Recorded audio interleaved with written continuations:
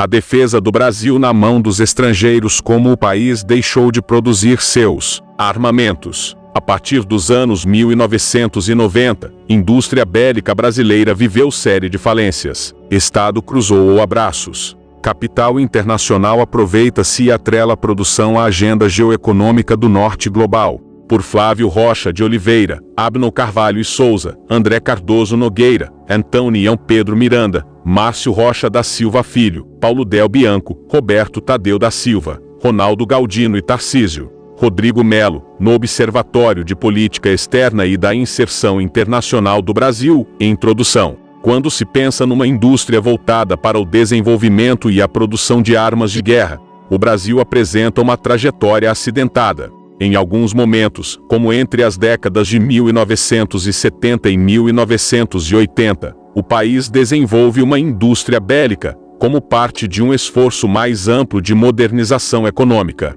O período coincidiu com o regime autoritário militar, que possuía um projeto de modernização autoritária, com amplos investimentos na indústria pesada. Com o desenvolvimento de empresas estatais e de uma rede de universidades e escolas técnicas, majoritariamente públicas, foram criados quadros humanos, com capacidade de construir equipamentos industriais, maquinários diversos, bens de consumo e obras de infraestrutura que transformou o país economicamente. Nesse processo, a indústria bélica brasileira sofreu um forte impulso.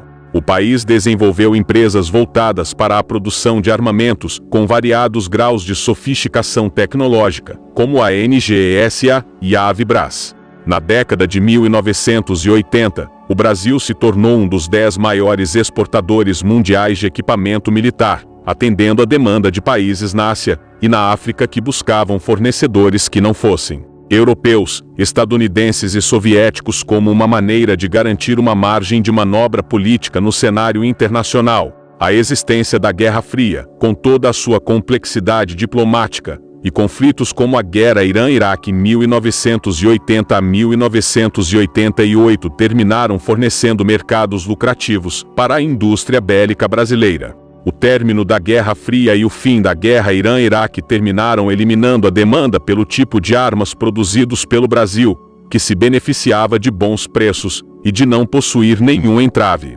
político-diplomático na venda de equipamentos para clientes que sofriam, no período, sanções de Estados Unidos e aliados. Na década de 1990, os países desenvolvidos foram forçados a baixar os preços de seu armamento mais sofisticado, além de haver uma compreensível recusa de diversos governos em continuar comprando equipamentos militares com a diminuição dos conflitos internacionais. Isso criou um cenário no qual as empresas brasileiras não conseguiam competir. Para piorar o caso, as elites políticas, econômicas e militares brasileiras não tomaram nenhuma medida no sentido de proteger as empresas de defesa do Brasil. De fato, o Brasil não era, sequer, o maior comprador de produtos de companhias como a NGESA, que dependia da venda para o mercado internacional para manter a sua saúde financeira. Na década de 1990, várias dessas empresas fecharam as portas, e o Brasil perdeu a maior parte de suas capacidades de produção industrial no setor de armamentos militares. A título de exemplo, a própria NGESA entrou em processo de falência, e a Avibras viu, na década de 1990, o início de seus problemas econômicos. Esse foi um processo de desmonte, que terminou afetando as expectativas internacionais do Brasil, e que coincidiu com o avanço da financeirização da economia nacional, durante um momento-chave da globalização econômica. No início do século XXI, especialmente durante os governos Lula I e Lula II, foram estabelecidos planos de desenvolvimento de uma base industrial de defesa, de modo a dotar o Brasil de uma capacidade de produzir equipamento militar sofisticado, tanto para atender às suas forças armadas e respaldar um novo tipo de inserção internacional que o país ambicionava, como para exportar para os mercados internacionais. A ideia era aproveitar a estrutura formadora de quadros humanos novamente, as universidades públicas e escolas técnicas, e utilizar uma articulação econômica feita a partir de instituições estatais, como o Banco Nacional de Desenvolvimento Econômico e Social, e projetos industriais de amplo escopo, como a construção dos submarinos brasileiros, para relançar uma indústria de defesa nacional. Todavia, o plano foi atropelado pela instabilidade política brasileira que atingiu em cheio o segundo governo de Dilma Rousseff, vítima de um impeachment. Turbinando essa crise política, houve a chamada Operação Lava Jato, que atingiu em cheio a economia brasileira, vitimando empresas nacionais com acusações de corrupção. Entre essas empresas, estavam algumas que, estrategicamente, estavam envolvidas nos projetos industriais militares brasileiros, como a Odebrecht Defesa. Foi aberta uma porta para a entrada de capitais estrangeiros em vários setores econômicos afetados e, de uma maneira especial, no setor de defesa. No período mais recente da nossa história, mais especificamente a partir da década de 2010, a entrada desses capitais tornou-se pronunciada, mas refletindo a mudança no panorama econômico internacional. Além do investimento de empresas e fundos de investimento de países do norte global, Estados Unidos da América e Europa, ou oriundas de países aliados ao norte global, como Israel, há a entrada de capitais de países do sul global, como os Emirados Árabes Unidos. No sentido de iniciar uma discussão sobre os potenciais problemas envolvendo a entrada desses capitais, falta de controle nacional sobre a indústria brasileira de defesa, dependência de decisões econômicas feitas em outros países, atrelamento do Brasil a agendas econômicas e geopolíticas que podem contrariar seus interesses e os potenciais ganhos, continuidade de projetos de longa duração, investimento no desenvolvimento de tecnologias de ponta, absorção de mão de obra tecnicamente qualificada, geração de empregos, sinergia industrial e acesso a mercados internacionais, serão apresentados alguns casos específicos envolvendo empresas brasileiras e grupos internacionais.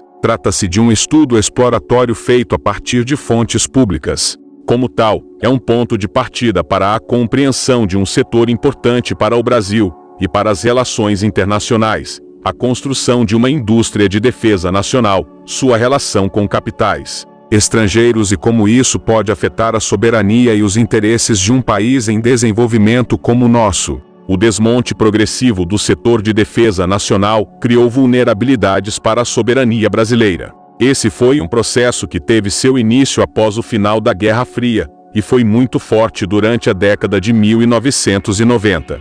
Mais recentemente, e especialmente no período 2014 a 2024, uma série de privatizações, falências e desestatizações assolaram empresas estratégicas para o setor de defesa brasileiro, aprofundando a desnacionalização do controle da base produtiva que compõe e supre as Forças Armadas brasileiras faz.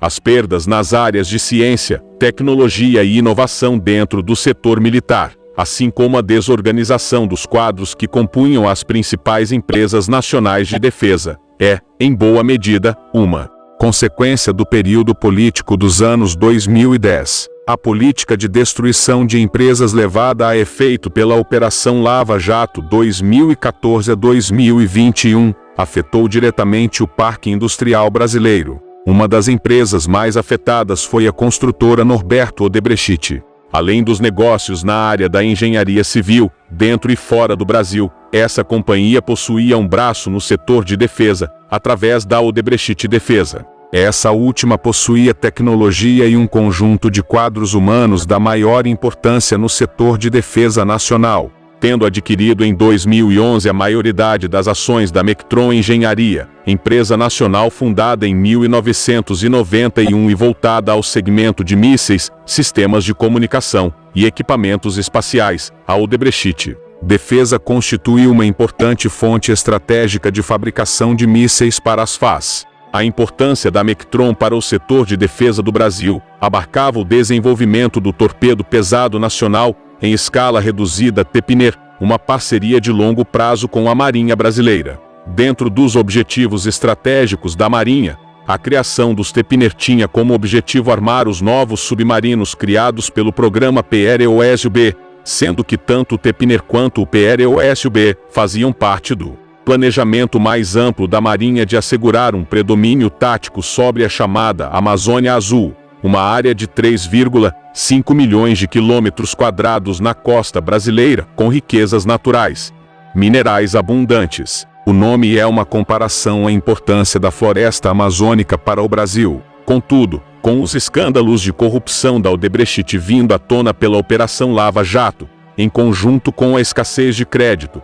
a Mectron entrou em colapso, causando um racha na empresa que perde grande parte de seus funcionários. No cenário de instabilidade econômica e política no qual o Brasil entrou, a opção adotada pela Odebrecht foi vender a Mectron. Contudo, as principais chefias da Mectron iniciaram um processo de criação de uma nova empresa, no ramo da defesa, a SAOTT Sistemas Integrados de Alto Teor Tecnológico, a qual foi fundada em 2015. Ela contava com um quadro de mais de 90% de seus profissionais oriundos da Mectron, e que teria, especialmente após 2020, um papel importante, enquanto receptáculo de investimentos estrangeiros no setor de defesa brasileiro. Em 2016, a Odebrecht optou pela venda de 40% das ações da Mectron para a LB ALT Systems, maior empresa israelense privada do segmento de defesa. A SAOTT foi vendida em 2023 por 350 milhões de dólares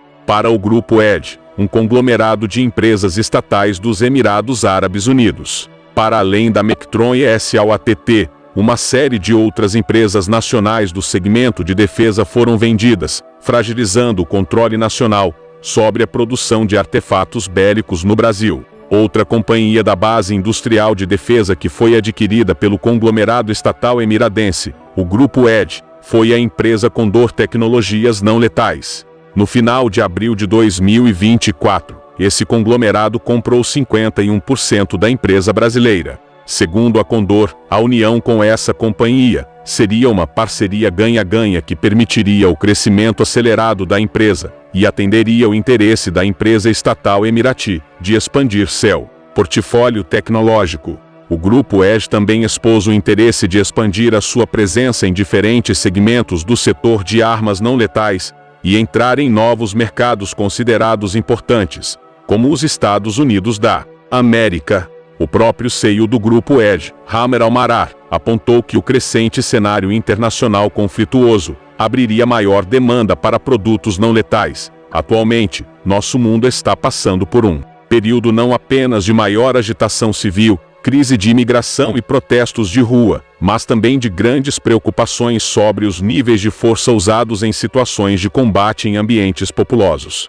Guerra assimétrica e controle de danos pós-guerra, em que as tecnologias não letais desempenham um papel relevante. A Condor Tecnologia Não Letais é uma empresa brasileira fundada no ano de 1985 e fabricava granadas fumígenas para o exército brasileiro, e também exportava para países como o Iraque, Líbano, Chile e Uruguai, e ao longo dos anos foi expandindo sua produção e o seu leque de produtos não letais. Em 2012 é certificada pelo governo federal como empresa estratégica de defesa. Atualmente, apresenta presença em mais de 60 países, sendo reconhecida como uma das empresas líderes no mercado de equipamentos não letais, que incluem gás lacrimogênio, munição de impacto controlado, munição explosiva e irritante química, granadas de mão explosivas e de fumaça, pirotecnia, kits de operação tática, sprays, drones com irritantes químicos,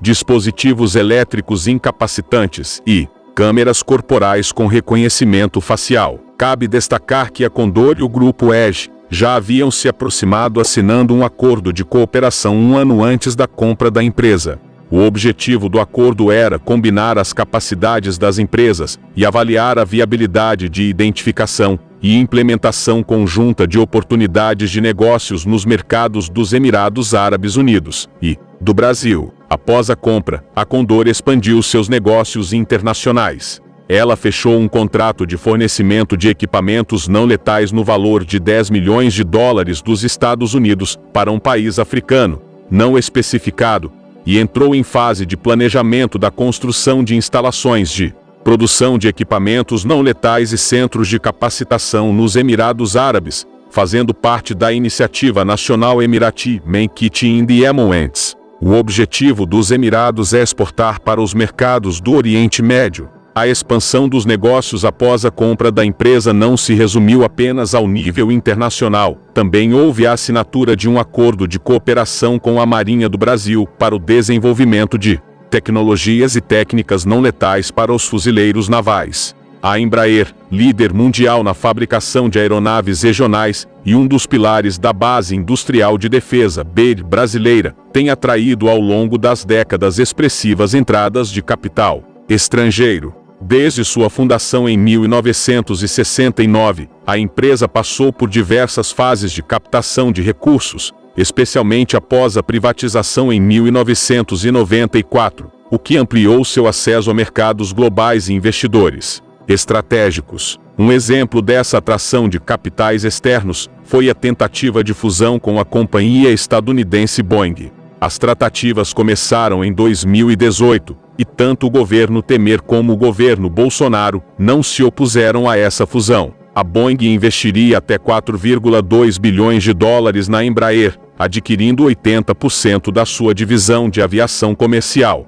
Porém, após anos de negociações e um processo de arbitragem, o acordo foi finalmente rompido em 2020. A Boeing pagou 150 milhões de dólares à Embraer para encerrar o processo de arbitragem e garantir a continuidade das operações da brasileira no mercado global. O impacto desse acordo não se limitou à questão financeira, mas também à redefinição das estratégias da Embraer frente a desafios de competitividade global no setor de aviação e defesa. O setor de defesa e segurança da Embraer desempenha um papel significativo nos negócios da companhia. Segundo o relatório de 2023, o segmento representava aproximadamente 13,3% da carteira de pedidos futuros da empresa, totalizando um valor de 2,5 bilhões de dólares. Em 2023, a Embraer Defesa e Segurança ampliou suas parcerias estratégicas globais para fortalecer sua presença em mercados-chave. Suécia, SOB, memorando de entendimento para promover o C-390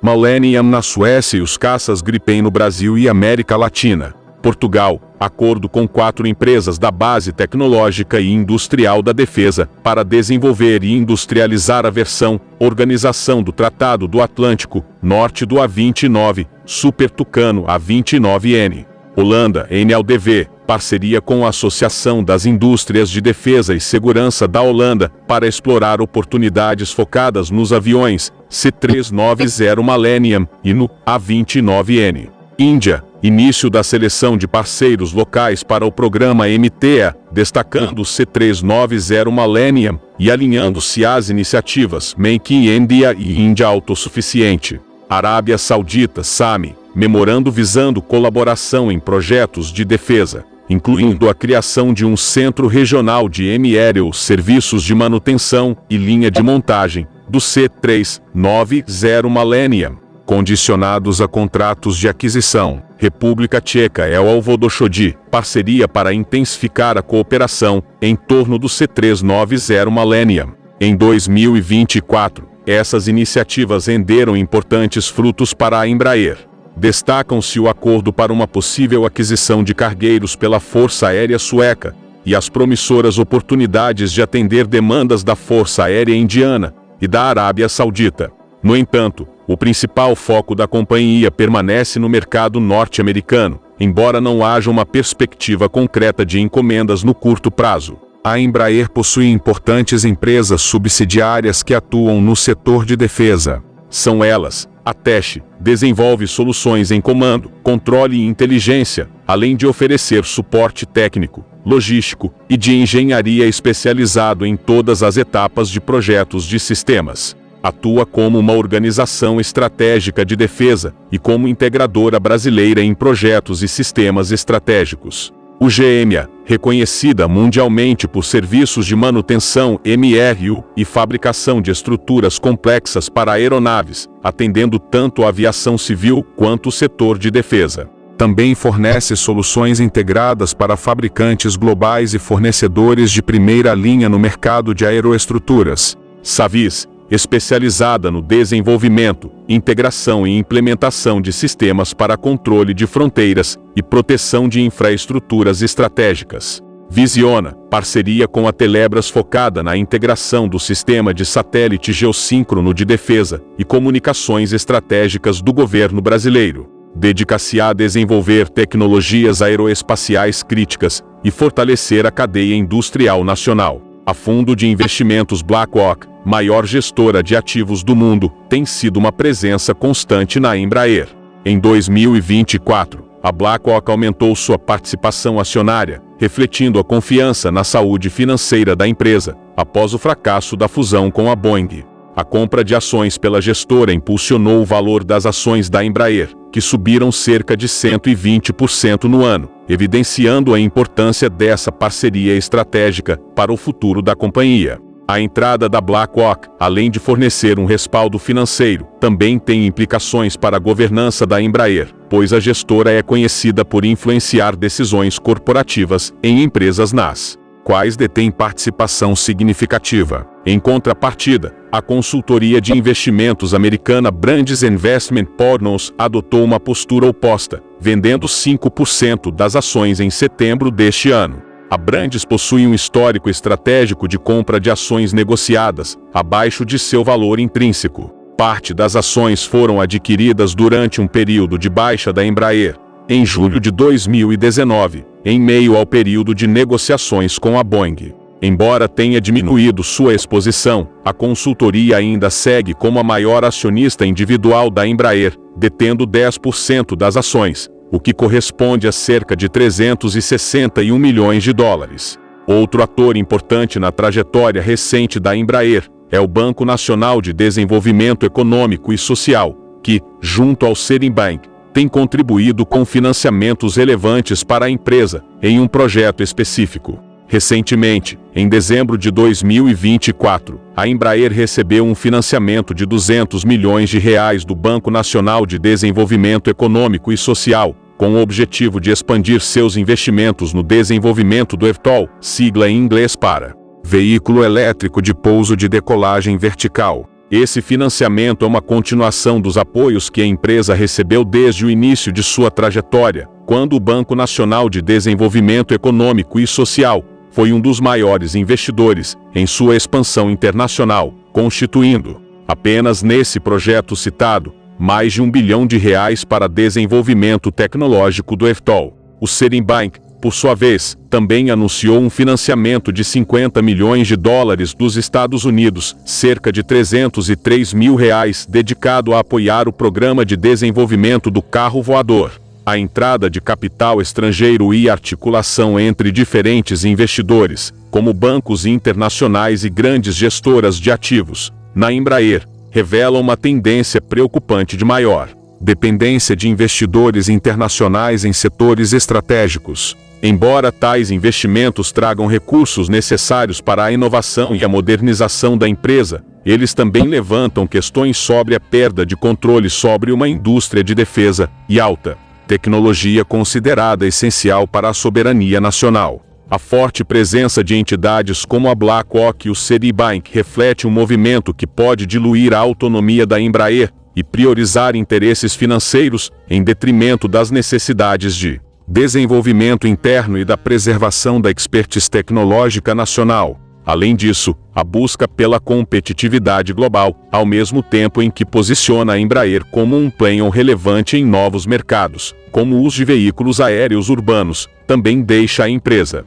vulnerável à volatilidade do mercado financeiro internacional e à influência de agendas externas, que nem sempre alinham-se com os interesses nacionais brasileiros. Tal fato evidencia uma relação tensa entre a busca por inovação tecnológica e acesso ao mercado internacional, e os riscos de uma crescente desnacionalização de setores que são fundamentais para a segurança e desenvolvimento do Brasil no cenário global. A Elibras foi fundada em 1978 como uma empresa estatal, controlada pelo governo do estado de Minas Gerais, tendo desde sua origem participação da iniciativa privada, por meio da Aerofoto Cruzeiro, e também de capital estrangeiro, com a Aérospatiale, da França, sendo uma das controladoras. O carro-chefe da empresa sempre foi a aeronave de asas rotativas Esquilo, nas suas diversas versões, e que ainda hoje é fabricado, sendo o helicóptero a turbina mais vendido no mundo,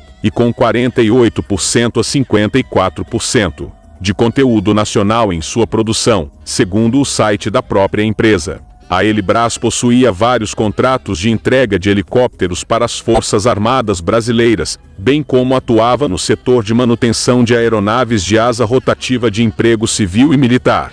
Em 20 de janeiro de 2023, a Elbes Helicopters comprou a participação do governo mineiro na Helibras, pelo valor de R$95 milhões, adquirindo os 15,1% do capital social, que pertencia à Codenge, Companhia de Desenvolvimento de Minas Gerais, obtendo, dessa maneira, o controle total da empresa. A importância da Helibras é significativa, pois além dos dados já elencados, a respeito da aeronave Esquilo, possuía à época da venda, um faturamento anual de R$1 bilhão, com geração de 5.000 empregos diretos. Além do uso de componentes nacionais na fabricação das aeronaves, ela se destaca por ser a única fabricante de aeronaves de asas rotativas da América Latina. As motivações para dispor do controle de uma empresa deste porte podem ser explicadas por diversos fatores. Um deles é ideológico. Houve uma sanha privatizante em certos grupos políticos que,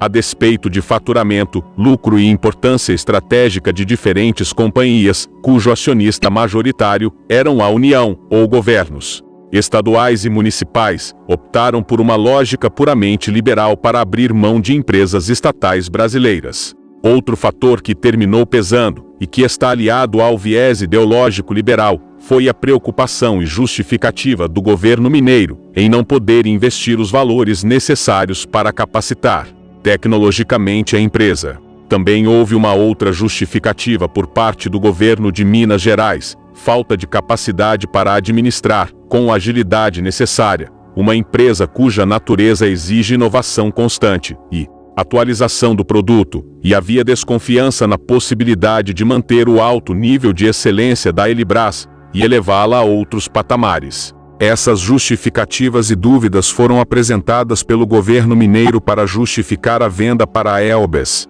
Dado o valor de venda, o potencial comercial inerente da Helibras, seu histórico produtivo e de inovação, sua importância estratégica e a natureza do setor industrial de defesa, os argumentos para a perda do controle da empresa foram pífios. Resta apenas a certeza de que, para o Brasil como um todo, e para o estado de Minas Gerais em particular, foi um péssimo negócio. O Grupo Acaer foi fundado em 1992 e é especializado no fornecimento de soluções tecnológicas nos seguintes setores: aeroespacial, defesa, energia e automotivo. É formado pela Acaer Engenharia S. Autor: Optus Pens e Defense e Equatorial Sistemas. Desenvolve produtos de alta tecnologia para os mercados aeroespacial e de defesa, possuindo um alto padrão de qualidade e excelência em sua atuação. Além do Brasil, possui clientes no Canadá, Estados Unidos da América, México, Chile, Bélgica, França, Espanha, Portugal, Itália, Alemanha, Suécia, Turquia, Arábia Saudita,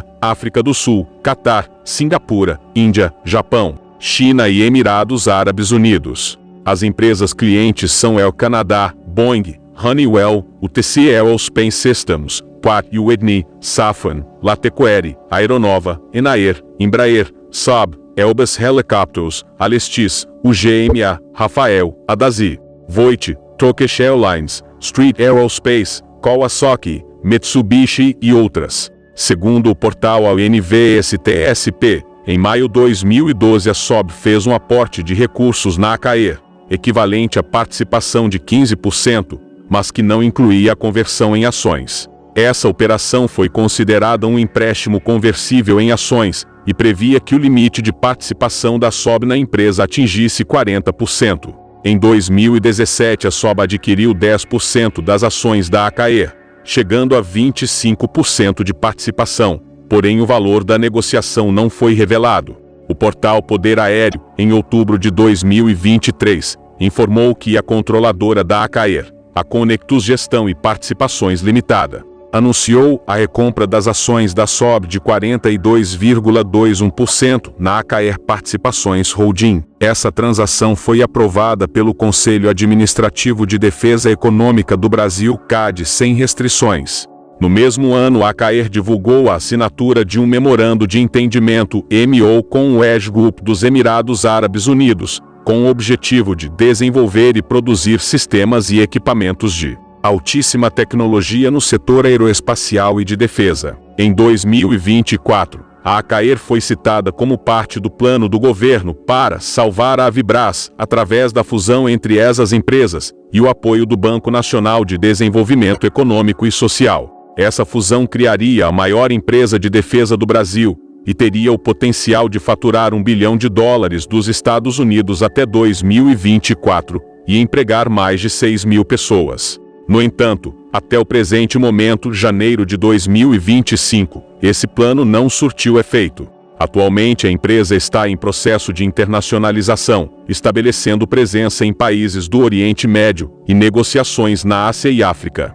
Nesse sentido, a AKR participa do programa RURG da Tonkesh Aerospace Industry, sendo a responsável pelo desenvolvimento da estrutura e sistemas da fuselagem traseira do primeiro protótipo da nova aeronave de treinamento avançado e ataque leve para 2 ocupantes. A AKR também foi selecionada pela empresa portuguesa EA Aircraft Maintenance S. Autor, para produzir as estruturas da aeronave LUS-222, a fabricação da fuselagem, asa completa, estabilizadores horizontais e verticais, e mais todas as superfícies de controle será feita no Brasil. A VLBR AES Interesse Internacional em Certezas, fundada em 1960, por um grupo de engenheiros do Instituto Tecnológico de Aeronáutica, ITA, e com sede Jacareí, São Paulo, a Avibras constituiu-se, na década de 1980, como uma das principais empresas exportadoras de sistemas de armas para o Iraque, durante a guerra que esse país travou com o Irã,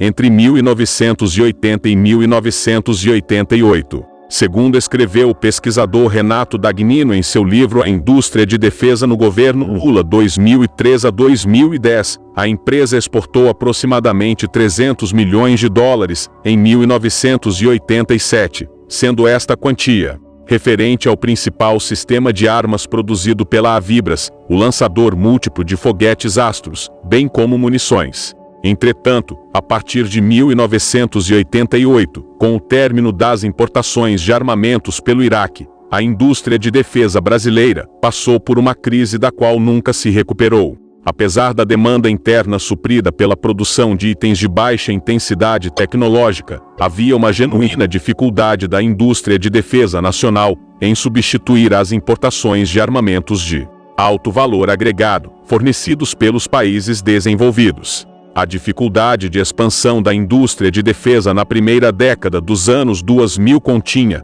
deste modo, um elemento interno e um elemento externo. O elemento interno era a insuficiência de capacitação tecnológica para o desenvolvimento e produção de artefatos bélicos que suprissem as necessidades das Forças Armadas por armas mais sofisticadas. Já o elemento externo consistia na pressão estadunidense em limitar as exportações de armamentos brasileiros, conforme relato de Renato Dagnino em seu livro. Esta crise macroeconômica que assolou a indústria de defesa brasileira respingou no universo microeconômico da Avibras. No período mais recente, ou seja, desde 2022, a Avibras está em recuperação judicial, com uma dívida que soma mais de R$600 milhões. Só em dívida trabalhista extraconcursal, adquirida durante a fase de recuperação judicial, o acúmulo é de R$327 milhões. Segundo o G1 2024, a recuperação judicial serve para evitar que uma empresa em dificuldade financeira feche as portas. É um processo pelo qual a companhia endividada consegue um prazo para continuar operando enquanto negocia com seus credores, sob mediação da Justiça. G1 Vale do Paraíba e Região, 2024. Sendo assim, começaram as tratativas para a venda da Avibras, que atualmente é controlada e presidida por João Brasil Carvalho Leite, filho de um dos fundadores, e detentor de 98% do capital da empresa. Em abril de 2024, um grupo australiano, denominado Defentex, mostrou interesse na compra, tendo a intenção de obter a maior parte do controle acionário da empresa. O grupo australiano chegou mais próximo de fechar um acordo com a Avibras, em comparação com as tratativas envolvendo uma empresa do Catar, a Barzan Holdings. O acordo com a empresa do país árabe simplesmente não avançou, e o principal fator que pesou contra foram acusações de um suposto financiamento de grupos terroristas pelo Catar. Entretanto, por ser uma das maiores empresas do setor de defesa, isso já desde a década de 1980, o governo Lula também demonstrou interesse nas tratativas e pressionou para que a venda fosse feita para um grupo brasileiro. Ademais, foi exigido que a empresa prestasse esclarecimentos sobre as negociações envolvendo a Defentex. Isto foi feito acionando a Justiça por meio do Banco Nacional de Desenvolvimento Econômico e Social, credor de grande parte das dívidas da Avibras. Um outro grupo estrangeiro, a chinesa Norinco, chegou a enviar uma carta ao Ministério da Defesa brasileiro, manifestando estar interessado na compra da Avibras, segundo o jornalista Lauro Jardim. Todavia, as negociações não avançaram. Assim, a ENEM Brasil informou que a própria Presidência da República tratou de evitar a venda, buscando um comprador nacional para a empresa. Ainda que a matéria da CNN não tenha dado maiores detalhes, pode-se especular que a venda de uma empresa como a Avibras para um conglomerado chinês não seria vista com bons olhos pelo governo dos Estados Unidos da América, o que pode explicar a razão do governo Lula em evitar o negócio e, assim, se livrar de um conflito diplomático com a maior potência do planeta. Este choque de forças políticas e econômicas, nacionais e internacionais, resultou na Avibras firmando, nos meses finais de 2024, um acordo de compra e venda com um investidor brasileiro, ainda não identificado. Um acordo vinculante de compra e venda chegou a ser assinado em 28 de outubro, estabelecendo um prazo de 45 dias para que as negociações pudessem ser finalizadas. Todavia, em dezembro desse mesmo ano, os sindicatos de metalúrgicos de Lorena e de São José dos Campos e região comunicaram, em nota à imprensa, que o investidor havia desistido do investimento na Avibras e havia se retirado da negociação com os representantes dos trabalhadores. Com todo o imbróglio envolvendo a companhia, aumentam as chances de que ela encerre definitivamente as suas atividades. Do ponto de vista tecnológico, outros grupos que entraram no mercado brasileiro e que têm recebido injeção de capital externo já dispõem de condições de executar todas as tarefas de pesquisa, teste de armamentos, mísseis e foguetes, principalmente, e comercialização, que eram uma característica quase que exclusiva da Avibras. É o que acontece, por exemplo, com a SAOATT. E há uma outra agravante que é até pior. Devido ao passivo trabalhista e às dívidas que a Avibras contraiu, ela perdeu a maior parte do seu quadro de engenheiros e de técnicos especializados para outras empresas nacionais e estrangeiras. Em todo o caso, ainda teremos que esperar o ano de 2025 para uma resolução definitiva dos problemas da empresa. Considerações finais. Os casos apresentados neste texto indicam que há um avanço de capitais estrangeiros sobre a base industrial de defesa do Brasil. Após uma década em que o país tinha na exportação de produtos industrializados, e dentro deles estavam os equipamentos militares, como uma marca do seu desenvolvimento, seguem-se décadas na qual há uma reprimarização da atividade econômica nacional. O setor de defesa também sofre os efeitos de uma desindustrialização da economia brasileira, o que abriu espaço para que investidores internacionais de países tão diferentes como Estados Unidos da América, Suécia ou os Emirados Árabes Unidos pudessem injetar recursos financeiros de monta para controlar ou simplesmente lucrar com empresas brasileiras que necessitavam de dinheiro para se manterem funcionais. Uma linha de investigação que poderia ser seguida em estudos futuros mais aprofundados seria sobre os aportes de capital de outras indústrias de defesa, bem como de fundos de investimentos, tanto de países do norte global como do sul global, em outras empresas brasileiras que se dedicam, direta ou indiretamente, ao ramo dos produtos de defesa. Por exemplo, há indústrias navais europeias que vendem navios de guerra para a Marinha Brasileira, investindo em estaleiros localizados no Brasil. a fundos financeiros norte-americanos ou de países asiáticos investindo em setores que se prestam ao desenvolvimento de tecnologias de aplicação militar, como indústrias que fornecem componentes para a área aeroespacial ou empresas que desenvolvem softwares de monitoramento, geoprocessamento e soluções de vigilância, espionagem. Os investimentos internacionais geram oportunidades de avanço de projetos tecnologicamente avançados no setor de defesa, mas, ao mesmo tempo, apresentam um desafio enorme para os interesses nacionais e para a soberania brasileira. Até que ponto o país pode depender de empresas estratégicas cujo controle de capitais está fora do Brasil, mesmo quando acionistas externos, como um fundo de investimento, não detêm o controle de uma companhia do setor de defesa? Ainda resta o fato de que podem influenciar as decisões dessa mesma companhia caso ela atenda algum interesse do governo brasileiro, que colida com os interesses do país onde está localizado esse mesmo fundo investidor. Falta uma política de Estado mais clara para o setor industrial de defesa. Algo que possa permitir a entrada de capitais externos, mas que mantenha o controle dessa atividade, dado o seu potencial de desenvolvimento tecnológico e sua importância para a segurança nacional, em mãos brasileiras. A atual fase das relações internacionais deve ver um recrudescimento da competição entre Estados Unidos da América, China e Rússia, com a possibilidade do envolvimento de países, como o Brasil, no fogo cruzado diplomático, econômico e militar entre essas grandes potências, e um cuidado sobre o controle da produção nacional no setor de defesa, deveria ser parte de um esforço estratégico mais amplo. O cenário atual do setor industrial de defesa no Brasil revela uma lacuna significativa em termos de política de Estado. É evidente que o país precisa de um direcionamento mais robusto, que não apenas facilite a entrada de capitais externos, mas que também garanta que o controle dessa atividade permaneça em mãos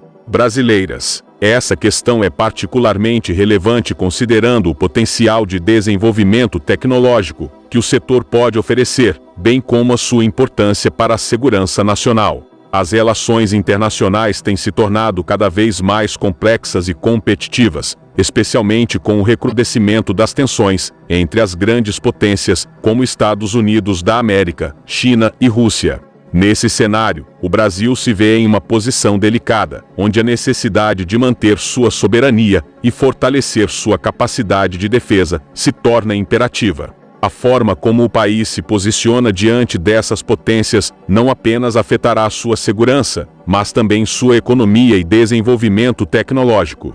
O envolvimento do Brasil em um potencial fogo cruzado diplomático e econômico entre essas nações exige uma análise cuidadosa sobre o controle da produção nacional no setor de defesa. O fortalecimento de uma política clara e coerente pode ajudar a evitar situações que comprometam a autonomia do país. É crucial que o Brasil desenvolva uma estratégia que assegure que, mesmo com a entrada de investimentos externos, a supervisão e o controle das tecnologias e capacidades de defesa permaneçam sob a égide nacional. A abertura do setor de defesa a capitais externos pode trazer benefícios significativos, como a transferência de tecnologia, aumento da competitividade e a criação de empregos. Contudo, a falta de uma política clara pode se transformar em um risco. Em países onde essa abertura não é acompanhada de regulamentações rigorosas, vimos casos onde a soberania e a segurança nacional foram comprometidas.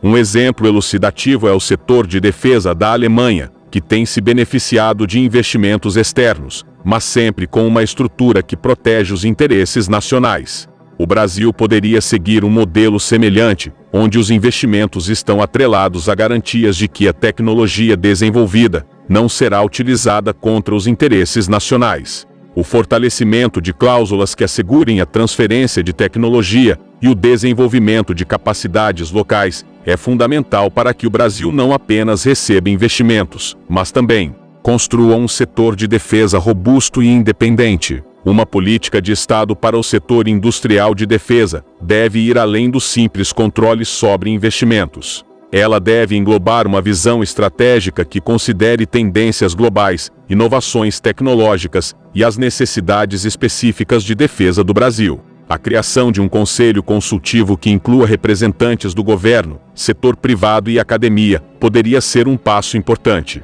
Esse conselho teria a missão de formular diretrizes e monitorar a implementação de políticas que visem não apenas a proteção da soberania, mas também o fortalecimento da base industrial nacional. A experiência de outros países que conseguiram desenvolver um setor de defesa forte e autônomo pode servir de aprendizado. Países como Israel e Suécia têm utilizado suas indústrias de defesa para não apenas garantir a segurança nacional, mas também para impulsionar suas economias através da exportação de tecnologias e sistemas avançados. O Brasil, com seu vasto potencial industrial e humano, tem todas as condições para seguir esse caminho, desde que as políticas certas sejam implementadas. Em suma, o Brasil enfrenta um desafio significativo no que diz respeito à sua política de defesa. É essencial que o país estabeleça uma estratégia clara e abrangente, que permita a entrada de capitais externos, mas que, ao mesmo tempo, mantenha o controle sobre as atividades de defesa e tecnologia. Diante das crescentes tensões globais e do papel que o Brasil pode desempenhar nesse contexto, a formulação de uma política sólida não é apenas desejável, mas urgente. Com essa abordagem, o Brasil pode não apenas se proteger, mas também se posicionar como um protagonista no cenário internacional, garantindo que seu desenvolvimento tecnológico e segurança nacional estejam sempre em primeiro plano.